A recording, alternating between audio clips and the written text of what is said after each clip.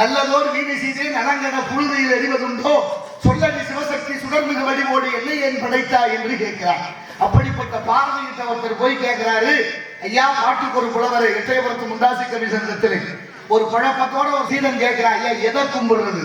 எல்லாம் ஜாமியா இருக்கு, நிறைய கடவுள் இருக்கார், எதை கும்பிடலாம்? உடனே பார்த்து சொல்கிறார், கேளப்பா சீடனே, கேளப்பா சீடனே, கழுதை ஒன்றை கீழான பன்றியினை தேளை கண்டு இரு கரமும் சிறமே கொண்டு சங்கர சங்கர என்று பணிதல் வேண்டும்.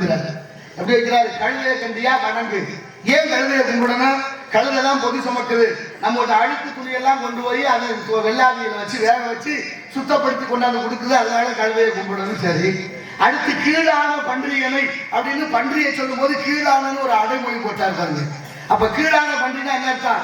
கழுதை மற்றவருடைய அழுக்கை சுத்தம் செய்கிறது, பன்றி மற்றவருடைய அழுக்கை திங்கிறது, இருந்தாலும் பரவாயில்ல கும்பிடு அப்படின்னாரு. அடுத்தபடியா தேளை கண்டு, தேளு கொட்டும் தன்மை உடையது, தேளது தீயில் விழுந்தால் செத்திடாத எடுத்த பேரை வெய்திர கொட்டலை போல் ஏளனம் பேசி தீங்குற்று போல எழுதி கண்டாலும் பேசாதேன்னு விவேக சிந்தாமணி கூறுது. இருந்தாலும் அவர் சொல்றாரு, தேளை கண்டாலும் எல்லாத்திலும் இறைவன் இருக்கிறார், மனத்தகத்தான் வாக்கில் உள்ளான், தலைமையிலான் எண்ணுகிற எண்ணத்திலே இறைவன் இருக்கிறான். அப்ப எண்ணம் சரியா இருந்தா எல்லாம் சரியா இருக்கும்.